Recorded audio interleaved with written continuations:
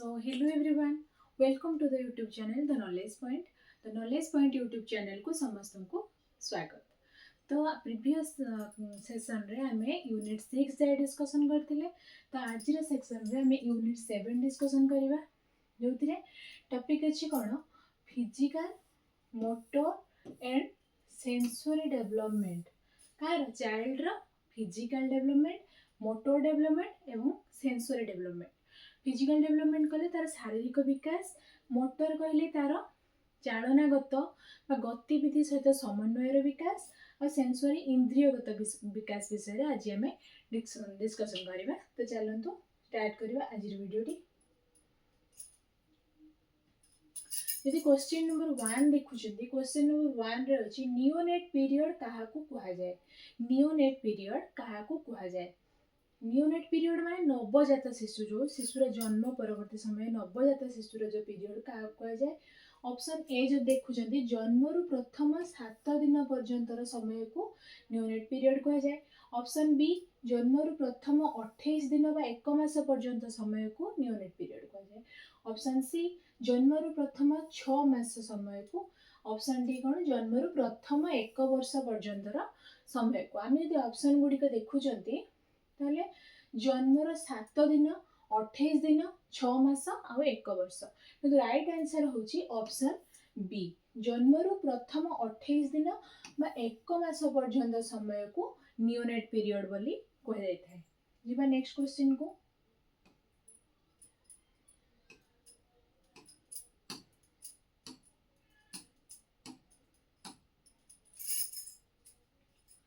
Question number 2 जन्म परवर्ती 2-3 दिन धरी 2-3 दिन मध्य जो माँ ठार निष्परित होता पीत वर्ण घन क्षीर को तार मुख्य वैशिष्ट्य कौन। देखिबा जन्म परवर्ती 2-3 दिन मध्य माँ निष्परित होता पीत वर्ण घन क्षीर तार मुख्य वैशिष्ट्य कौन। तो ये जो माँ ठार जो पीत वर्ण घन क्षीर आसे ताहा चाइल्ड पे कौन निहाती आवश्यक, सेटा सबुठारु मेन फूड पिला पे। तो ऑप्शन ए अच्छी अधिक फैट थाए। ऑप्शन बी अधिक प्रोटीन और रोग प्रतिरोधक द्रव्यर उपस्थिति थाए। ऑप्शन सी देखिबा साधारण दूध ठारू बहुत पतला ही थाए, शिशुर पाचन को धीर करे। तेणु जदि ये ऑप्शन गुड़िक देखिबा ये जो माँ ठारू जो 2-3 दिन मध्य जो क्षीर निष्परित हुए सेथिरे हमर कोन अधिक प्रोटीन और रोग प्रतिरोधक द्रव्यर उपस्थिति थाए। तेणु ऑप्शन बी होची हमर कोन राइट आंसर। जिबा नेक्स्ट क्वेश्चन। क्वेश्चन नंबर 3 नवजात शिशु संपर्क रे निम्नोक्त कथा मानक मध्यरु केउठी पाठ्यानुसार सठिक। जो नवजात शिशु संपर्क रे पाठ्यानुसार कोउ कथाटी ठीक अछि। ऑप्शन ए कोन देला नवजात शिशु पूर्ण रूपे असहाय होई थाए ओ परिवेश को अनुभव करि पारे नाही। ऑप्शन बी कौन नवजात शिशुर मोटर कैपेबिलिटीज थाए किंतु सेंसरी कैपेबिलिटीज परे उन्नति हुए। ऑप्शन सी कौन देला नवजात शिशु जन्म समय उन्नत मोटर एवं सेंसरी क्षमता सहित नूतन परिवेश को बुझिबा और खाप खाइबार क्षमता रखे। ऑप्शन डी नवजात शिशुर कौनसी प्राकृतिक क्षमता जन्म समय विकसित थाए नाही। तेणु एटा कौन परिवेश को अनुभव करि पारे नाही भूल उत्तर। नवजात शिशु मोटर कैपेबिलिटीज थाए कि सेंसरी परे उन्नति एटा भी भूल। नवजात शिशुर कौनसी प्राकृतिक क्षमता जन्म समय विकसित थाए नाही एटा भी हमर भूल उत्तर अछि। ठीक ठीक कौन नवजात शिशु जन्म समय ही मोटर स्किल और सेंसरी स्किल उभय क्षमता रखे तो उभय स्किल लेके जन्म होई थाए। तेणु ऑप्शन सी होची हमर राइट आंसर। जिबा नेक्स्ट क्वेश्चन को। क्वेश्चन नंबर 4 नवजात शिशु को दिन को केते थर खुआइबा उचित। गोटे नवजात बा नियोनेट जो चाइल्ड है हमर ताको दिन को केते थर आमे खुएबा उचित। तेणु ऑप्शन ए कोन अछि 2 रु 3 थर। ऑप्शन बी 3 रु 4 थर। ऑप्शन सी 6 रु 8 बा 6 रु 8 थर। ऑप्शन डी है 10 रु 12 थर। आम जो गोटे नवजात शिशु से कौन करे बहुत अल्प अल्प खाद्य ग्रहण करते खाद्य कौन 3 रु 4 मास पर्यंत शिशु केवल माँ क्षीर ही खाई थाए। तेणु गोटे शिशु बहुत खाद्यर आवश्यकता रही बहुत कम थर खाऊ ताकू 6 ରୁ 8 थर खाद्य आम गोटे दिन में खुई था तेणु ऑप्शन सी हूँ राइट आंसर। जी नेक्स्ट क्वेश्चन को क्वेश्चन नंबर 5 बोतल दे खुआइबा बेले केउ कथा सबुठु आवश्यक आमे कौन करती जो माने सर्विस वुमेन माने केते जण अछंती तेणु आउ जो मानकर क्षीर रे प्रॉब्लम हुए से माने कौन करती बोतल रे क्षीर खुई थांती पिलांगु बन ए जो बोतल रे जो पप्पू बोतल बोली हम होता कोई थांती ये पप्पू बोतल आम पिला कौन करती क्षीर खुई थांती तेणु या भी गोटे कैप भी थाए ये जो बोतल रहिला एथरे आम पिला क्षीर दे था तेणु बोतल खुआइबा बेले केउ कथाटी आवश्यक देखिबा ऑप्शन ए कौन देछि बोतल रंग देखिबा ऑप्शन बी बोतल और निपल क्लीन करबा ताको ढाकी के रखिबा ऑप्शन सी बोतल को शिशुर मुहरे रखी छाड़ी देबा ऑप्शन डी अधिक घन दूध देबा बोतल रंग सहित कौन से हमर लेन देन नहीं कारण छोट पिला आम जानते कौन बहुत पर 3 मास खंडे हेल्ले से रंग देखिपारे तार रंग सहित लेन देन नहीं शिशुर मुहरे रखी जब छाड़ी दौरान आम बोतल टी सी कौन छोट पिलाटी कौन धरिक बाहर कर कि ना पीऊ पीऊ क्षीर कौन हम नाकरे मुहरे पशि जापे तेणु ऑप्शन सी भी भूल उत्तर अधिक घन दूध देले कौन ए निपुल बाटे पिला पाखु जापरिबनी तेणु बोतल ये जो बोतल टी रहिला आउ तार निपल को जो निपल को आम कौन करवा सब क्लीन करवा आउ कौन करवा कैप माध्यम आम ढांकी रखा तेणु ऑप्शन बी हूँ राइट आंसर। जी नेक्स्ट क्वेश्चन को क्वेश्चन नंबर 6 मार शिशु दूधर गुणमान कहा उपरे निर्भर करे माँ पाखर जो शिशु दूध आसे कहा उपरे निर्भर करे तार गुणटा ऑप्शन ए मार मनोभाव ऑप्शन बी मार पौष्टिक खाद्य और जीवनशैली ऑप्शन सी शिशुर ओजन ऑप्शन डी है समय ये जब ऑप्शन गुड़ी देखुं तेणु मार शिशु दूधर गुण मार पौष्टिक खाद्य और तार जीवनशैली निहाती भाव में निर्भर करे माँ को खाद्य खाऊँची आ कौन से सुस्थ रहिले ही तार जो शिशु दूधर गुणटा कौन उन्नत मानर होता है तेणु ऑप्शन बी हूँ राइट आंसर। जी नेक्स्ट क्वेश्चन को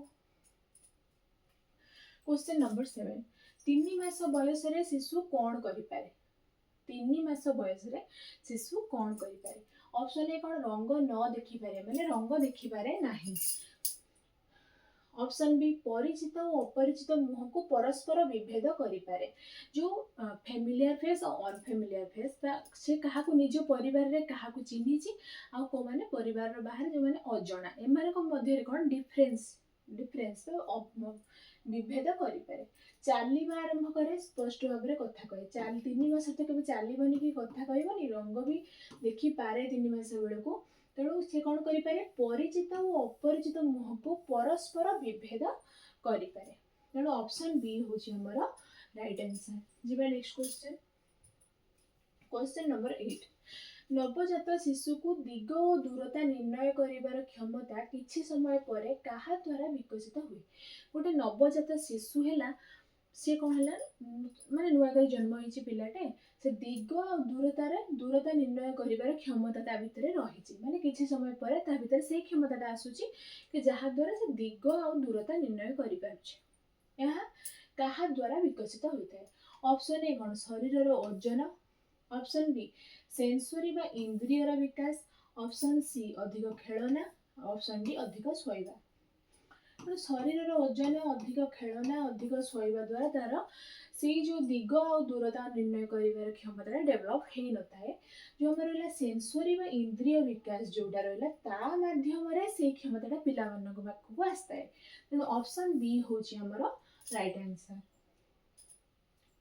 क्वेश्चन नंबर 9 को केते बयस शिशु रंग देखिबारे सक्षम होता है मुझे क्वेश्चन आंसर ऑलरेडी कही सारे प्रीवियस क्वेश्चन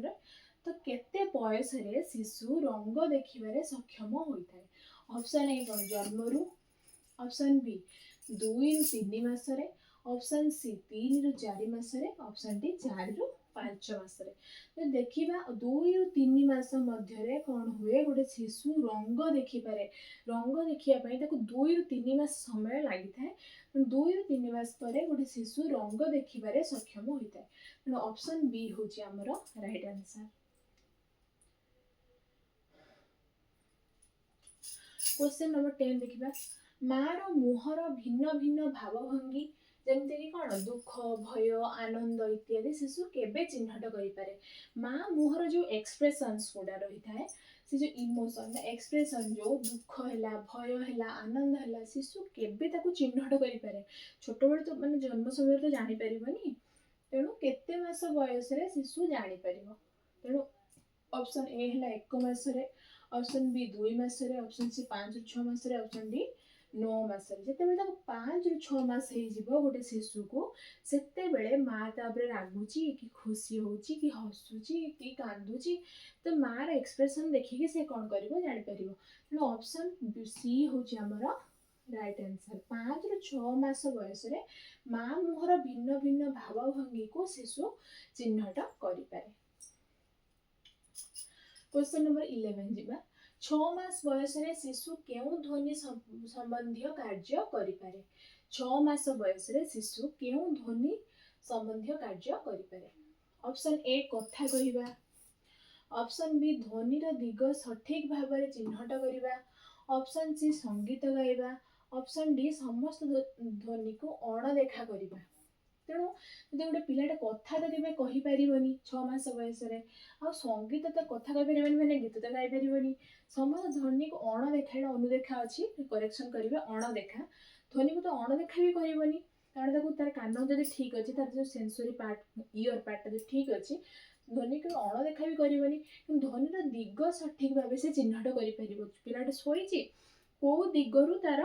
साउंडटा आसुची से जानी पारे जो दिगो साउंड आसे से दिगो कोन मुंडो कड हेताय तेणु ऑप्शन बी होची हमर राइट आंसर एटा 6 मास बयस रे ही हेताय।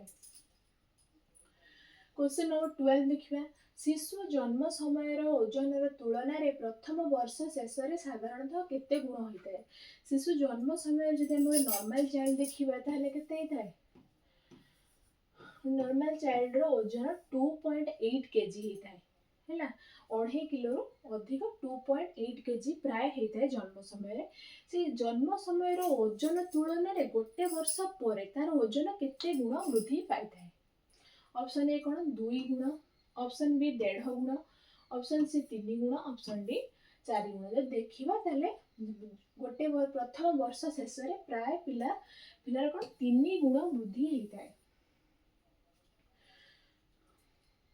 तेणु 7 प्रथम वर्षे कंप्लीट होला परे पिला को 7-8 8 किलो प्राय ओजन हेताय तेणु 3 गुण वृद्धि हे पाइथाय ऑप्शन सी होची हमर राइट आंसर। क्वेश्चन नंबर 13 कोन सब परिवर्तन फल रे शिशु प्रथम वर्ष रे चालिबा वस्तु धरिबा इत्यादि शारीरिक कौशल मोटर स्किल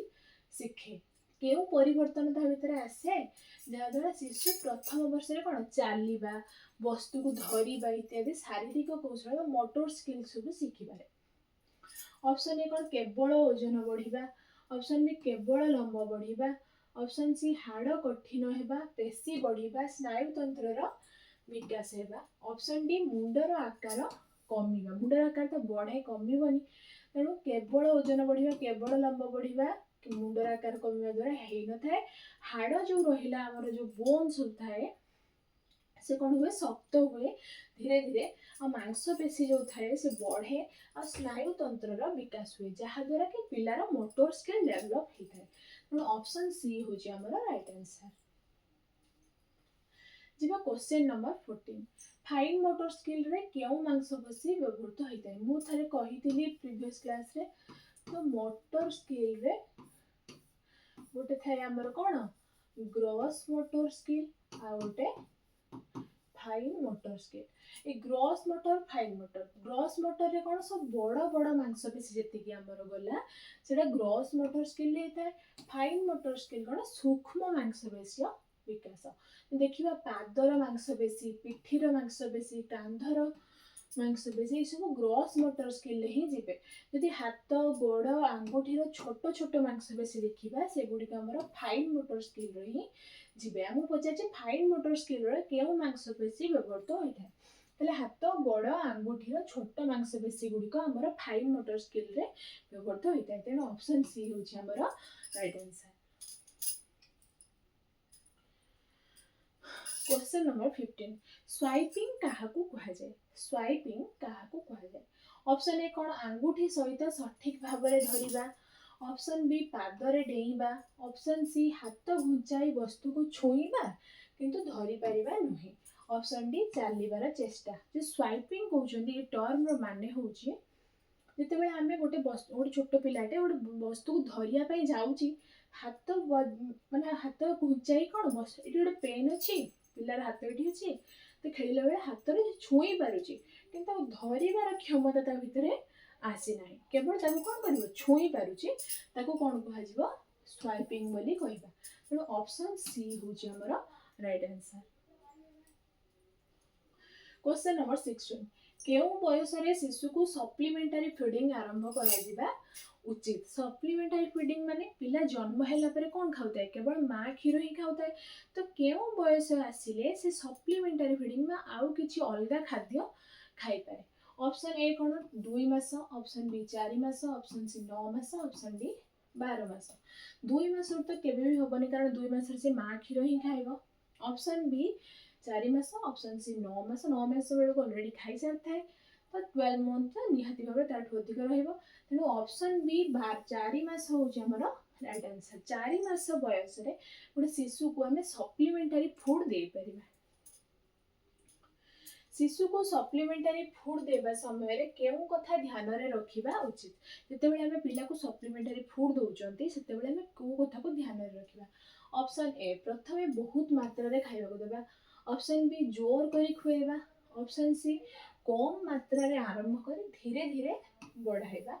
ऑप्शन डी तीक्ष्ण मसला मिसेइबा देखु जने हमें प्रथमे बहुत मात्रा दे देबा कि जणे किछि खाउनी हमें जो स्टार्ट करूचंती बहुत मात्रा तो दे परिबानी जोर करी तो पिला खुएबा उचित नुह तीक्ष्ण मसला ताडा निहाती भाबरे रॉन्ग आंसर अछि तो कम मात्रा रे हमें आरंभ करिबा धीरे धीरे ताको कोन करिबा बढ़ाइबा प्रथमे कोन जोड़ा हम सेमी लिक्विड अर्ध तरल खाद्य पूरा तरल खाद्य दियंती अर्ध तरल खाद्य दियंती एमती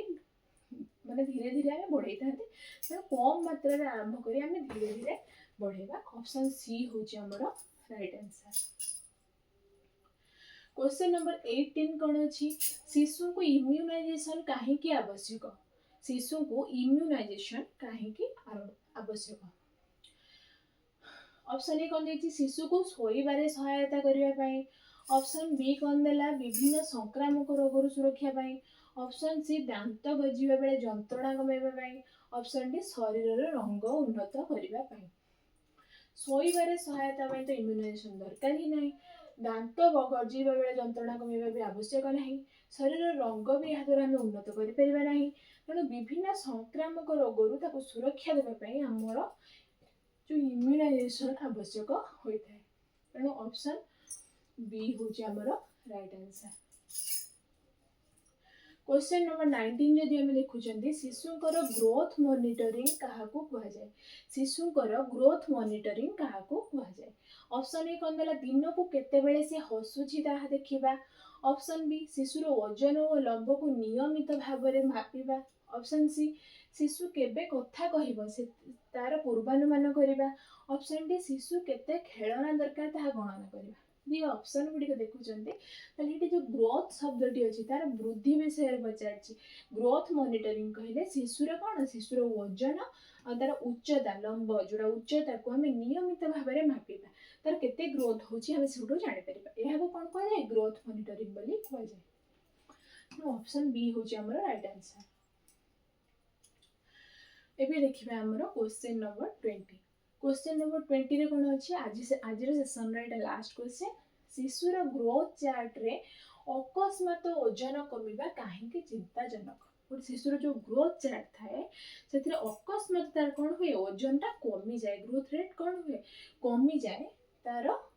कहीं चिंताजनक होता है ऑप्शन ए कारण शिशु अधिक घुमुची अधिक शोची ऑप्शन बी कारण यह पोषण अभाव किंबा रोगर चिन्ह हो पारे ऑप्शन सी कारण शिशु खेलना पसंद करूना